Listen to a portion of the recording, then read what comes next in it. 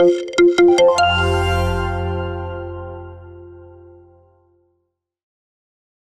bismillahirrahmanirrahim. Assalamualaikum warahmatullahi wabarakatuh. Waalaikumsalam warahmatullahi wabarakatuh. Alhamdulillah, nahmaduhu wa nasta'inuhu wa nastaghfiruhu wa na'udzu billahi min syururi anfusina wa min sayyiati a'malina may yahdihillahu fala mudilla lahu wa may yudlil fala hadiya lahu. Ya, alhamdulillah kita bertemu lagi dengan agenda kali ini dengan nama agenda bedah media umat ya. Pertanyaannya apa media umat ya? Barangkali mungkin pemirsa semuanya ya belum pernah mendengar apa sih media umat gitu. Nah, mungkin sedikit penjelasan dulu ya terkait dengan apa sih media umat. Nah, ini media umat itu nama tabloid ya. Tabloid yang dia terbit setiap 2 pekanan ya. 2 pekanan artinya dalam 1 bulan itu bisa 2 kali terbit seperti itu. Nah, kemudian juga media umat ini diterbitkan oleh Pusat Kajian Islam dan Peradaban seperti itu. Nah, apa yang media umat yang saya pegang ini sekarang itu adalah edisi 304 ya, yaitu tanggal 5 sampai 18 Jumadil Akhir 1443 Hijriah atau 7 Januari sampai 27 Januari 2022. Saya masih ingat sebenarnya media umat ini dulu saya pernah dapat itu pertama kali sekitar tahun 2010 Ustaz. 2010 dan saya yakin itu bukan pertama ya. Artinya tahun-tahun sebelum sudah ada. Nah, sebenarnya media umat ini sudah menemani kita udah puluhan tahun nih. Udah satu dekade lah ya, dekade terakhir gitu kan. Artinya ini media yang cukup konsisten ya, ada terus menemani kita tanpa lelah gitu kan seperti itu. Sehingga saya pikir sih dengan konsistensi seperti itu layak bagi kita untuk atau menjadi media atau tabloid yang menemani kita ya, menemani keluarga kita. Nah, pertanyaannya apa sih yang membuat media umat ini menarik bagi menjadi bahan bacaan ya bagi kita terutama umat Islam seperti itu karena namanya juga ini nama yang bagus ya atau nama yang general tapi mewakili kita semua itu media umat artinya kita bagian dari umat karena kita bagian dari umat. Nah, mungkin motivasi utama kenapa ini dinamakan media umat mungkin ini jadi media pemersatu ya yang memang dia tidak melihat latar belakang umat Islam yang secara khusus mungkin kelompok-kelompok dan sebagainya seperti itu. Nah, kemudian juga hal yang menarik lagi juga di media umat ini di dalam itu terdapat banyak rubrik ya, banyak bagian yang memang membahas dan itu update seperti itu. Pertama yang saya lihat ya di media umat ini, pertama itu ada salam editorial dan juga di sini juga ada media pembaca. Jadi di sini media ini juga membuka ruang diskusi dan juga ruang interaksi ya dengan para pembacanya. Di sini saya lihat banyak pembaca yang bisa menyampaikan pendapatnya dan pendapatnya ini diposting di sini. Saya pikir ini juga bagus dalam artian ini memacu siapapun para penikmat ya atau pembaca itu memberikan masukan juga memberikan sumbangsih terhadap pengembangan media umat itu sendiri seperti itu. Ini sangat bagus. Kemudian juga ada editorial. Nah, mungkin ini dari redaktur dari redaktur penulis dari media umat itu sendiri kan penerbit seperti itu. Nah, kemudian di sini di bagian awal itu ada rubrik namanya media utama. Nah, mungkin ini kan kalau kita lihat kan mungkin headline betul. Di dalam koran itu kan ada headline di mana ini sorotan utama dalam edisi yang ke-304 ini. Jadi kalau kita kenalkan yang namanya media pasti ada headline, ada topik utama seperti itu dalam pembahasan yang memang biasanya itu diangkat karena isunya sangat hangat dan juga bukan cuma hangat ya, tapi juga berpengaruh mungkin terhadap umat ya. Terpengaruh dan juga ini menimbulkan banyak respon ataupun sangat menyita perhatian seperti itu. Nah, kemudian juga di media utama ini ada beberapa tema. Ternyata tidak hanya satu tema ataupun satu fokus, tapi juga ada beberapa sorotan yang dilihat seperti itu. Nah, kemudian ada wawancara tokoh. Nah, ini menarik juga nih wawancara tokoh. Ya. Sedikit mungkin kan biasanya ya kalau kita lihat itu kan media itu punya kecenderungan, ya kan? Punya kecenderungan dalam mewawancara tokoh, gitu kan seperti itu. Nah, tapi saya lihat di sini. Nah, tadi saya kembalikan mungkin ke media sendiri, dia tidak mengkhususkan kepada tokoh-tokoh tertentu yang dalam ormas tertentu mungkin. Jadi ini bisa tokoh-tokoh yang diwawancara bisa mewakili umat. Ya, yang Seperti mewakili itu. umat Yang ya. mewakili umat, tokoh-tokoh dan juga kalau kapabel pasti ya, karena tidak mungkin Karena tokoh. seorang yang tidak kapabel, tokoh tidak kapabel dipinta pendapatnya gitu. Karena sekarang banyak orang-orang yang kapabel itu bisa bersuara di TV ya, dan bicaranya tidak berkualitas seperti itu, Oh, iya. malah merusak. Tapi harap di sini media umat tidak seperti itu kan, kalau saya lihat seperti itu. Nah, kemudian juga ada ini mereka berbicara, artinya di sini juga tokoh-tokoh selain yang tadi diwawancara juga pendapat-pendapat tokoh-tokoh yang diminta pendapat terkait tema-tema yang diangkat. Kemudian juga ada telah wahyu. Nah ini pasti dalam seorang umat Islam pasti senantiasa ya dalam kehidupannya setiap hari ataupun setiap pekan harus ada refleksi ya, harus ada ayat-ayat yang selalu dijadikan mungkin kita ambil hikmah ya dari setiap ayat tersebut. Di sini Tafsir ada mungkin ya? tafsir karena ini juga menambah keilmuan kita ya, sakofah Islam seperti itu. Al-Quran. Kemudian juga ada media nasional. Nah, ini mungkin berita-berita terkait fakta-fakta yang ada di nasional seperti itu. Kalau sekarang ada nih yang lagi viral Habib Bahar versus Jenderal TNI. Wah ini lumayan menyita dan Iya, bahkan viral. beliau sekarang kabarnya sudah ditahan ya di Polda Jabar, dekat dari kita nih. Tetangga. Seperti itu. Kemudian juga masih media nasional. Kemudian juga ada ekonomi. Nah ini kan ekonomi penting nih, terutama bapak-bapak dan ibu-ibu ya, ibu-ibu terutama ya. Kalau misalkan listrik naik langsung ngeluh gitu kan. Kemudian juga sekarang ada rencana Pertalite mau dihapus. Nah ini penting nih bagi ibu-ibu kita semua untuk senantiasa melihat ya perkembangan ekonomi di tengah kita. Kemudian juga ada fokus ini kepada hal-hal yang sifatnya lebih mendalam mungkin ya. Ya mungkin ini lebih kepada seorang intelektual membahas suatu isu dan itu harus dibahas secara mendetail dan bukan cuma mendetail tapi juga harus bisa menyelesaikan problemnya apa dan memberikan solusi terhadap masalah yang kita hadapi sekarang. Kemudian juga ada yang tidak boleh kita lupakan adalah sirah ya. Sirah Nabawiyah. Ya ini sangat luar biasa, sangat bagus sebagai pengingat juga karena kan kita ini kehidupan kita ini senantiasa bercermin kepada Rasulullah ya. Artinya sirah itu menjadikan sebuah acuan bagaimana kita menjalani kehidupan. Jadi sebenarnya kalau kita merasa bingung dengan apa yang kita hadapi dalam dunia ini, dengan mempelajari sirah, saya pikir itu akan terjawab ya kan. Karena Rasulnya kan dia adalah contoh ya dalam panutan suri teladan. Artinya pasti segala sesuatu itu Rasul sudah memberikan contoh kepada kita sebenarnya gitu. Nah ini juga sirah bisa juga menjadi bahan juga bagi kita untuk senantiasa mempelajari kehidupan Rasul. Kemudian juga di sini ada berita foto-foto kejadian ada di beberapa hal mungkin musibah yang ada di potret-potret yang terjadi di tengah-tengah umat kita ya, bencana dan sebagainya. Kemudian juga ada cermin. Nah cermin ini peristiwa-peristiwa terdahulu ya. Kalau tadi kan sirah Rasul ya, nah ini cermin kepada peristiwa-peristiwa yang pernah terjadi di kalangan umat Islam. Dan mungkin bisa jadi ibrah juga pembelajaran bagi kita. Kemudian juga ada mercusuar ini yang tidak boleh kita lupa ya, bahwasanya umat Islam ini umat yang maju, umat yang secara teknologi dia tidak tertinggal. Bahkan kan banyak tokoh-tokoh besar ya, para ilmuwan itu lahir dari umat Islam. Jadi saya pikir sejarah ini, mercusuar ini salah satu rubrik yang memang dia menjelaskan bagaimana kemajuan teknologi umat Islam ya, sehingga kita ini umat Islam tidak tertipu atau bahkan tidak memandang bahwa seolah Barat itu satu-satunya pihak ataupun satu-satunya peradaban yang memegang kendali dalam masalah iptek. Nah, padahal kan umat Islam itu adalah mercusuarnya gitu kan dalam hal iptek. Meskipun kalau konteks hari ini ya kita harus akui gitu. Barat saat ini memegang, tapi jangan lupa itu semua juga ada efek atau andil dari kemajuan dari umat Islam seperti itu. Kemudian juga ada kisah ya di sini. Ini lebih kepada kisah-kisah di Nusantara ya, di kita ya, di negeri kita ya. Mungkin lebih kepada sejarah yang lebih sifatnya lokal lagi. Kalau tadi kan sirah, kemudian sejarah yang umat Islam lebih luas, dan ini sejarah yang lebih dekat dengan kita, artinya di lingkungan kita.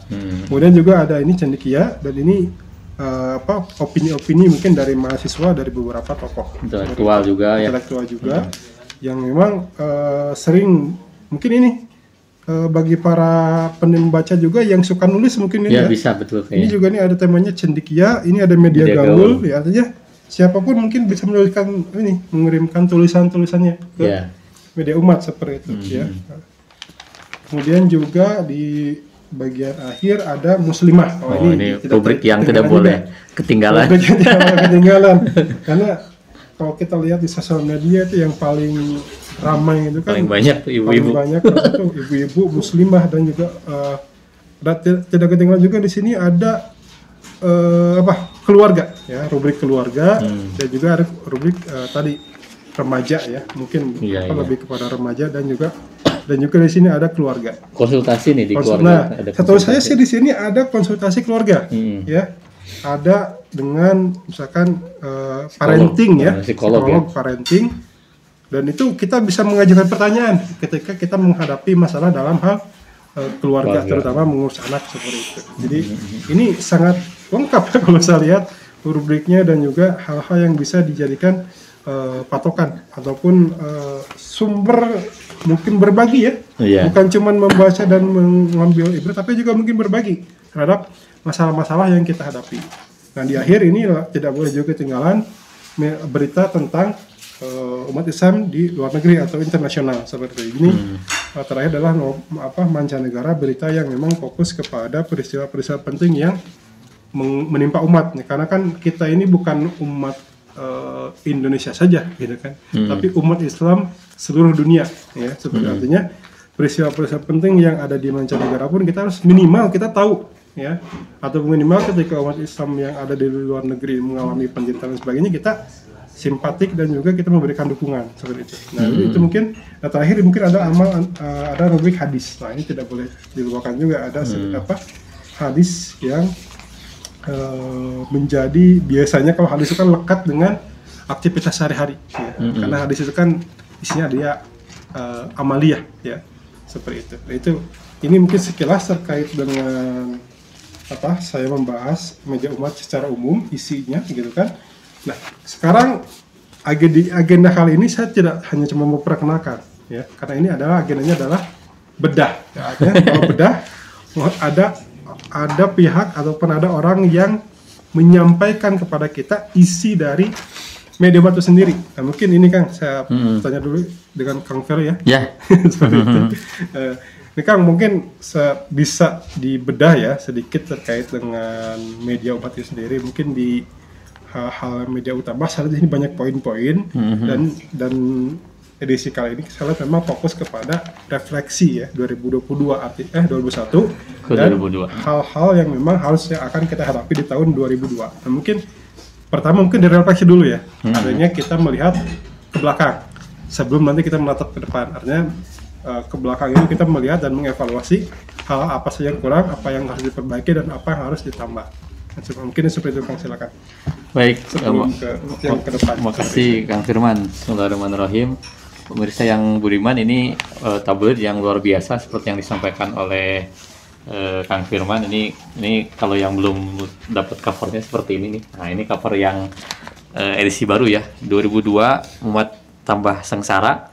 Memang pakai tanda tanya. Jadi ini sebenarnya bukan pernyataan ya. Pertanyaan. Ini pertanyaan. Isinya nanti yang membuktikan. Isi yang mau jawab. Karena memang kalau judul itu nggak boleh menyimpulkan. Iya, nggak boleh mengklaim ya, gitu. Jadi ini bagus nih. Jadi menurut saya ini tabloid objektif gitu ya. Jadi tadi ada pakarnya, ada tokohnya. Nah, ini pun sama, menanyakan di tahun 2002 ini umat itu tambah sengsara atau tambah sejahtera gitu. Dan umat di sini pasti merujuknya ke umat Islam ya, karena ini tabloid Islam ya, media umat seperti yang disampaikan oleh Kang Firman tadi. Saya coba sharing ya, atau mungkin ngobrol-ngobrol aja sebagai penikmat media umat. Karena kata Kang Firman ini udah sejak ada tahun 2000 berapa tadi Kang? 2010. Saya Antum dapat 2010. Udah lama ya. Mungkin sebelum itu ada lagi ya, gitu ya. Saya yakin bisa ada kan. lagi. Saya juga nggak ingat tahun berapa ya pasnya. Cuman mungkin pasti udah lama dan sempat mungkin ganti nama juga. Tapi yang jelas ini mewakili kaum muslimin untuk menyampaikan opini-opininya gitu. Dan tema tabloid media umat bulan ini atau pekan ini, karena tadi kan 2 minggu sekali katanya. Kalau saya lihat tanggalnya tuh yang Masehinya 7 sampai 20 Januari 2022. Sekarang tanggal 8 Kang ya? Ya. Jadi ini fresh from the oven ini. Ya. Jadi baru dicetak langsung dibawa ke sini kayaknya. Jadi luar biasa ini apa namanya? Ya ini nanti mudah-mudahan tayangnya juga nggak lama. karena biar tetap update ya. Nah biasanya nih kalau tim editing kan harus edit dulu untuk apa namanya publishnya. Tapi ini kita diskusi ini kita lakukan ketika media ini terbit di tanggal 7 ya, 7 Januari ya sampai 20 Januari ini masih update relevan lah ya sampai tanggal 20 Januari ke depan gitu. Nah tadi Kang Firman nanya tentang headline ya. Jadi di topik edisi 304 ini redaktur mengangkat tentang refleksi tadi ya, kurang lebih refleksi ataupun evaluasi ataupun apa namanya proyeksi ke depan ya. Tentunya kalau memproyeksi, mengevaluasi harus juga membahas sebelumnya ya tentang 2021 berarti kan kondisi umat 2021 ya. 2022 umat tambah sengsara. Ini kalau lihat dari redaksinya dulu ya, umat tambah sengsara ya. Apakah kalau pakai kalimat lengkap ya, apakah umat Islam tambah sengsara? Itu kalimat lengkapnya. Kalau ada kata-kata tambah berarti sebelumnya sudah sengsara kan? Bener nggak? Bener kalau 2002 apakah umat Islam sengsara? Nah, nggak ada tambahnya. Berarti kan tambah atau berkurang. Tambah berkurang. Kalau ada tambah berarti harus dibandingkan betul. Jadi kan harus ngelihat 2021 dan 2002 seperti apa. Walaupun ini baru bulan pertama ya. Bulan pertama kan belum ketahuan juga ya proyeksi ke depan gimana. Tapi setidaknya bisa diprediksi lah. Termasuk di sini tadi Kang Firman mengatakan ada wawancara tokoh. Nah ini mungkin yang sudah sangat capable dan kompeten. Nanti pemirsa bisa baca langsung media umatnya bagaimana opini-opini para tokoh dari berbagai sudut pandang gitu ya. Jadi pertimbangan kan, bener nggak makin suram, makin sengsara nggak gitu kan ya? Ada dari MUI, ada dari pakar politik ya, dari akademisi begitu ya, ada dari anggota dewan, ada juga dari pemerhati atau psikolog, ada juga mungkin dari ormas gitu ya, ada juga dari wartawan senior. Ini nanti bisa dibaca ya, para pemirsa bisa membaca secara umum. Nah kita coba masuk yang ditanyakan sama Kang Firman tadi ini kira-kira seperti apa nih apa namanya isi tabloid ini khususnya untuk yang headline tentang wajah suram umat Islam. Nah ini saya sedikit baca juga ya karena ini baru datang ya bener-bener fresh from the oven. Jadi juga saya baru baca nih, jadi belum terlalu banyak mendalami. Kita coba dalami dalam diskusi saja nanti. Ini kita coba flashback dulu beberapa kasus ya, beberapa kasus yang terjadi di 2021 kalau begitu, karena harus refleksi dulu lalu kita lihat nanti 2022 seperti apa proyeksinya atau evaluasinya. Nah kita bisa melihat di sini memang harapannya kan ada secercah harapan ya dari umat ya ketika menyongsong tahun baru ya, untuk Masehi ya tentunya untuk Masehi. Nah apakah potensinya seperti apa gitu ya 2022 ini. Ini ada beberapa bidang dan juga peristiwa yang di capture atau diambil oleh media umat ya untuk memperlihatkan kondisi umat tentunya gitu ya. Yang pertama itu ada tentang Perpres ya, Perpres REN-PE. Apa REN-PE itu? REN-PE itu penanggulangan ekstremisme, rencana aksi nasional pencegahan dan penanggulangan ekstremisme berbasis kekerasan yang mengarah pada terorisme tahun 2020 sampai 2024. Nah ini Perpres yang dikeluarkan oleh pemerintah gitu ya untuk mengkantar mungkin upaya-upaya terorisme, aksi-aksi kekerasan dan seterusnya. Tetapi banyak pengamat mengatakan katanya ini masih multitafsir. Apa misalnya apa tentang definisi aja? Apa itu ekstremisme? Sebenarnya menambah masalah baru. Ya. Dulu aja radikal juga kita nggak jelas. Ini juga ya. Terorisme muncul lagi baru ini katanya justru belum saja digunakan, tapi ini malah banyak multitafsir. Terutama masalah definisi memang. Kalau kita diskusi juga dengan para tokoh, dengan para intelektual tuh, perbedaan tuh selalu bermula dari ta'rif ya, dari definisi. Kadang kita ngomongin Anda radikal, Anda ekstrim, tapi beda-beda gitu ya parameter atau definisinya ini memang harus diperjelas juga. Nah, khawatir adanya persekusi justru ya ketika menggunakan pasal karet tadi digunakan untuk mempersekusi atau mengkriminalisasi bahkan umat gitu ya yang Tapi disebut saya lihat Kang justru di Indonesia tuh gemar bikin undang kayak gini. Soalnya apa ya? iya. Seperti enak gitu bikin pasal kayak gini teh. Kumaha orang. yang pertama tentu karena mayoritas umat muslim kan. Ya, itu jadi sasaran lah untuk dijadikan sebagai objek pasal, dan memang ada isu ini yang dimunculkan tentang apa namanya ekstremisme ya, radikalisme. Ya pemerintah kan inginnya terlihat untuk bisa mengcounter itu, jadi bikinlah peraturan gitu. Jadi mungkin itu. Walaupun pasti ini kan dengan proses juga ya. Tapi yang jelas kata kuncinya untuk Perpres RenPay ini menurut media umat belum efektif karena dianggap justru banyak hal-hal yang multitafsir ya. Multitafsir, dan itu nanti kita bisa diskusikan ya. Lalu juga ada ini apa nih, hilangkan agama. Oh ini dulu waktu peta jalan ya, roadmap. Ini agak ramai juga nih di beberapa webinar dan FGD tentang visi pendidikan ya 2020-2035. Dulu sempat ramai ya di roadmap atau peta jalan pendidikan itu sempat dihilangkan unsur agamanya gitu ya, aspek agama ya. Jadi di situ membangun rakyat Indonesia untuk menjadi pembelajar seumur hidup yang unggul, terus berkembang, sejahtera dan berakhlak mulia dengan menumbuhkan nilai-nilai budaya Indonesia dan Pancasila. Akhlak mulia. Tapi nggak pakai agama. Ya akhlak mulianya dengan nilai budaya kayak gitu. Aneh ya. Nah, katanya di sini tidak banyak yang mempertanyakan. Kenapa nggak ada frase agamanya, hilang gitu? Mungkin kalau hilang berarti kan sebelumnya ada. Nah, karena di sini ada penyimpulan dari tabloid ini mengatakan hilangkan agama, berarti kan sebelumnya ada gitu. Padahal justru agama itu kita tahu menjadi fondasi ya. Fondasi apalagi mungkin dianggap masalah di sini kan. Iya. Dihilangkan. Oh gitu ya. Jadi sumber kekacauan ya. Ya jelas kalau orang itu konsisten dengan agamanya, dia akan apa namanya memegang teguh agama masing-masing ya. Apalagi umat muslim itu sangat toleran sebenarnya. Nah, toleransinya tentu dengan konteks yang diyakini kaum muslimin, tidak seperti sekarang ya yang juga malah bias gitu ya. Nah, maka muncul pertanyaan nih dari terutama pakar-pakar pendidikan ya. Muncul pertanyaan juga nih, kan? Ya, termasuk saya. Saya juga ngajar ya, dan banyak juga berinteraksi dengan dosen-dosen, dengan guru-guru. Itu mempertanyakan tentang ini ya, walaupun mudah-mudahan kalau di lapangan kan dosen dan guru bisa membawa sesuai dengan ini ya, visi misinya masing-masing, idealismenya ada.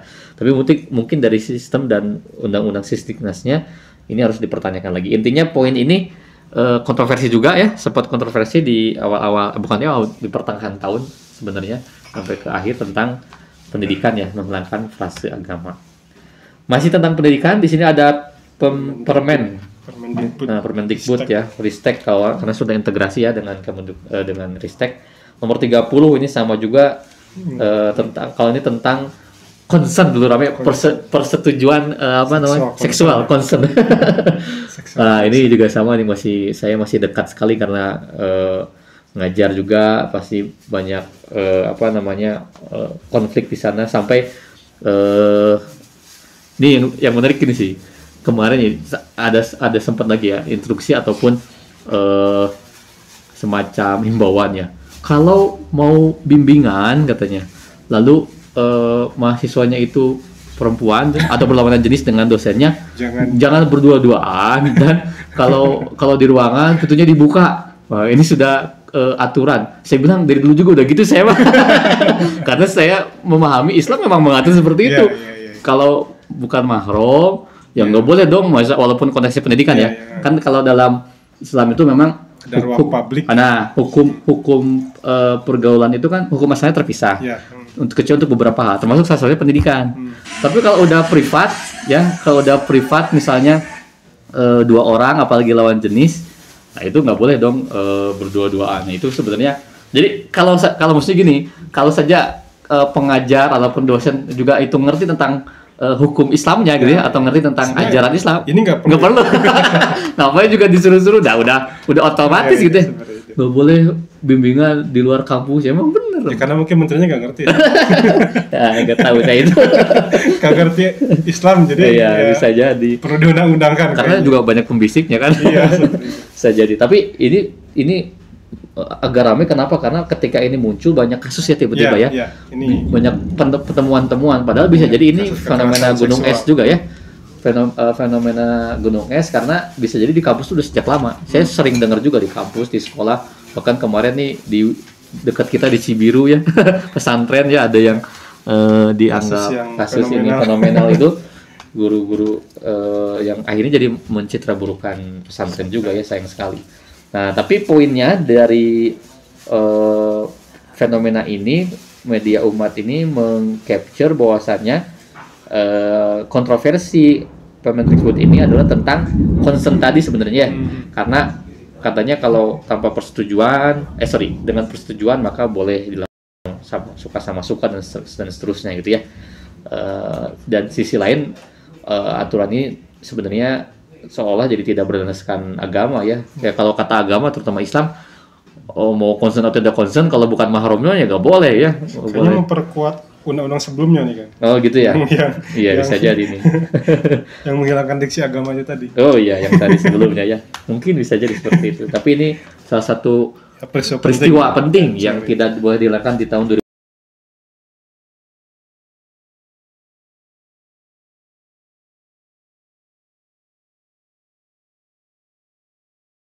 Pidana kekerasan seksual TPKS ini juga sama ya, sempat terganjal tapi akhirnya masuk ke DPR dan akan dibahas oleh DPR gitu ya, dan bahkan diminta untuk segera. Nah ini mirip sebenarnya dengan yang ada di Permendikbudristek ya, ini juga tentang sexual consent ya,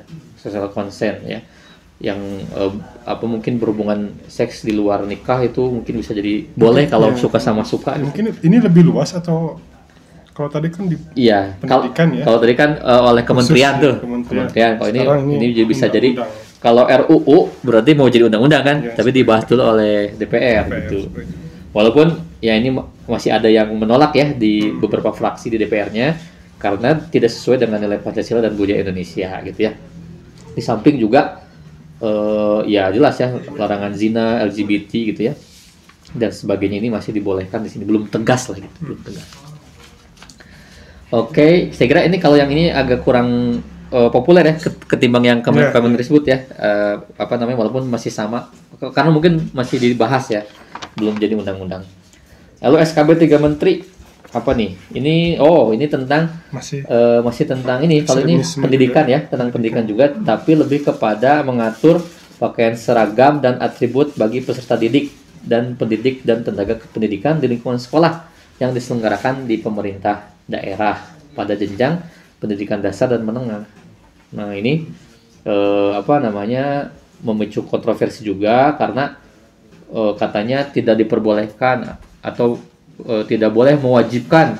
Misalnya nih pakai jilbab wajib ke sekolah teh, nggak boleh karena itu sudah menyangkut masalah urusan agama gitu ya. Itu bisa disanksi ya? Nah ya kemungkinan ada nih. Tapi di sini ada SKB-nya ya, jadi diminta untuk mencabut aturan yang mewajibkan tadi atau melarang dengan kekhususan agama tertentu ya, paling lama 30 hari sejak keputusan bersama itu ditetapkan. Ya tentunya pasti akan bereaksi ya, beberapa ormas juga bereaksi termasuk mungkin Muhammadiyah ya, karena paling banyak sekolah kan Muhammadiyah juga banyak sekolahnya itu sempat memprotes juga isu ini ya. Dan masih banyak lagi. Terus berikutnya ada rekontekstualisasi fikih. Ini juga agak ramai di akhir-akhir tahun ya, di pernyataan Menteri Agama ya, yang melontarkan gagasan rekontekstualisasi sejumlah konsep fikih atau bahasa lainnya ortodoksi Islam dalam rangka merespon tantangan zaman. Padahal kalau kita lihat ini yang filosofis dulu ya, ajaran Islam itu kan universal, syamilan wa kamilan ya, menyeluruh dan sempurna. Dia itu akan abadi ya sampai yaumil akhir. Jadi maksudnya akan selalu relevan lah gitu ya. Nggak usah direkontekstualisasi sebenarnya, tapi dia akan relevan. Tinggal bagaimana caranya mengimplementasikannya gitu ya. Jangan sampai bertuburkan satu sama lain. Nah ini juga dianggap kontroversi karena tidak mengikuti fakta yang ada ya. Jadi maksud itu agama itu bukan mengikuti realitas fakta, tapi harus fakta yang mengikuti agamanya gitu. Jadi bukan terbalik. Itu aja sih titik kontroversinya ya tentang rekontekstualisasi fikih. Nah, nyambung dengan isu keagamaan, ada undang-undang pesantren. Ini juga cukup heboh, terutama di kalangan ponpes ya. Saya ini kurang mendalami karena mungkin ini lebih ke pesantren ya. Kalau saya kan lebih di perguruan tinggi atau di kampus atau di sekolah. Ini tapi sempat ada diskusinya juga, saya pernah ngikutin di beberapa webinar bahwasanya apa namanya tentang arah pesantren ya di setir begitu rupa, atau mungkin masalah juga nanti ada yang sensitif dengan pendanaan atau cap pesantren radikal ketika misalnya tidak sesuai dengan arahan dari pusat dan sebagainya begitu. Padahal pesantren ini keberadaannya sudah jauh lebih lama ya daripada perguruan tinggi yang bahkan sebelum Indonesia ada pun sudah ada. Ya, betul.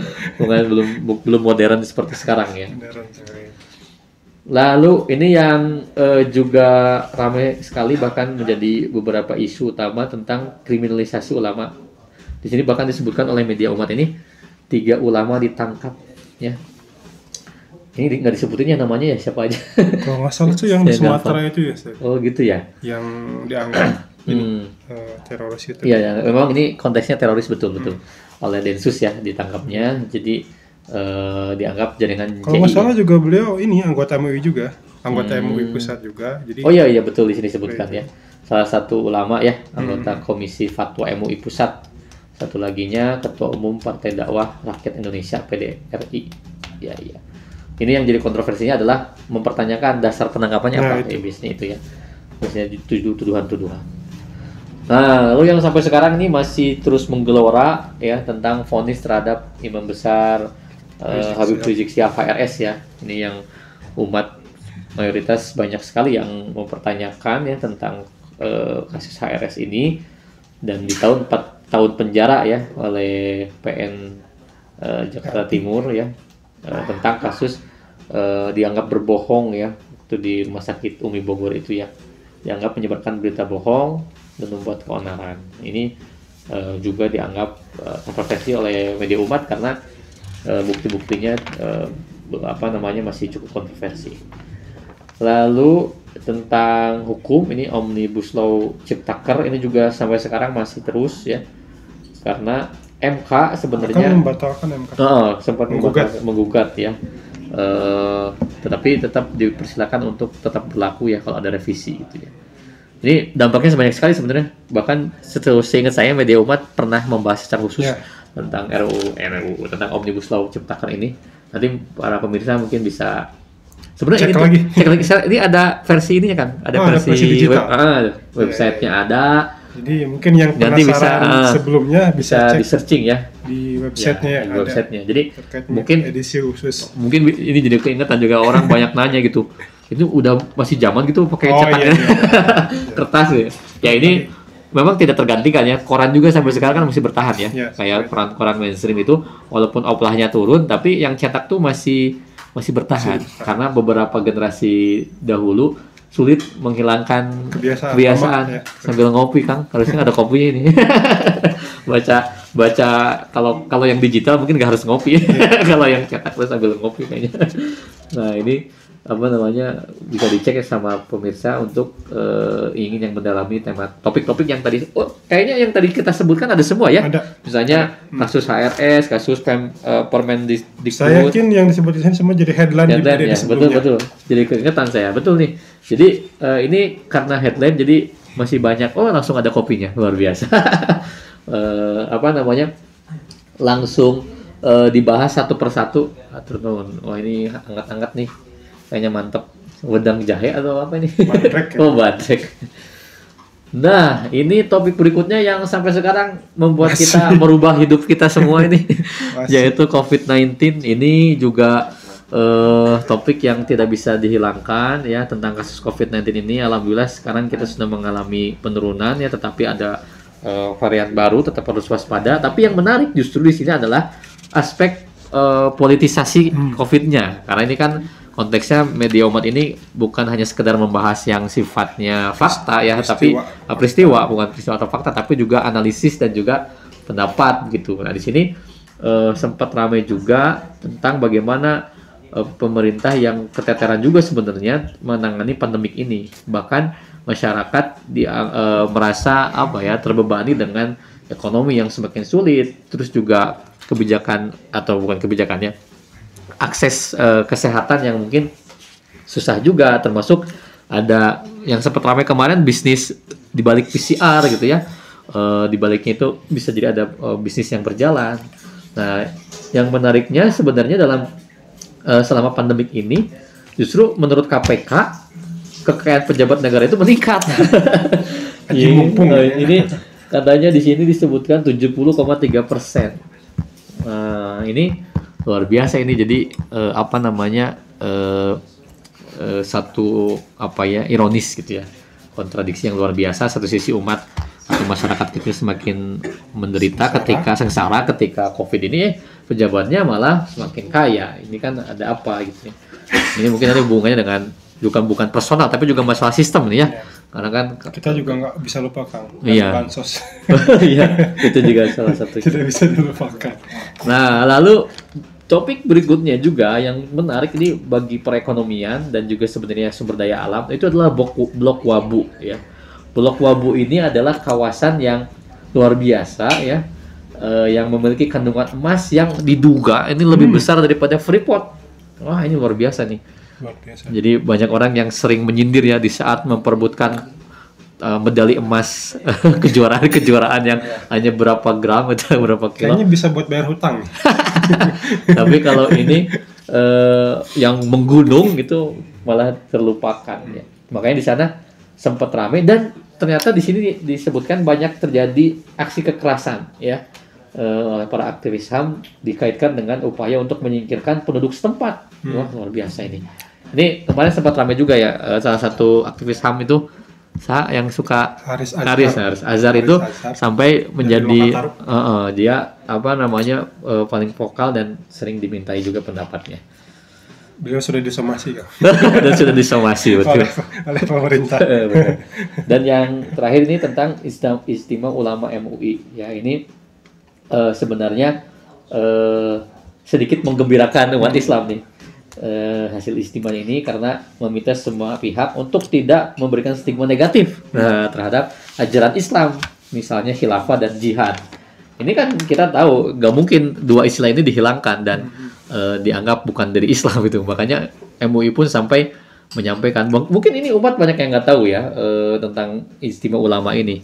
Dan ini MUI loh, bukan ormas yang mengeluarkan. Jadi sebenarnya ketika kita apa namanya menggunakan istilah khilafah dan jihad, terus juga menyampaikan tentang dua term ini, sebenarnya ini juga didukung oleh MUI dan justru bagian dakwah kita agar jangan sampai ada multitafsir atau banyak perbedaan pendapat tentang definisi dan sebagainya, akhirnya ditarik sana tarik sini.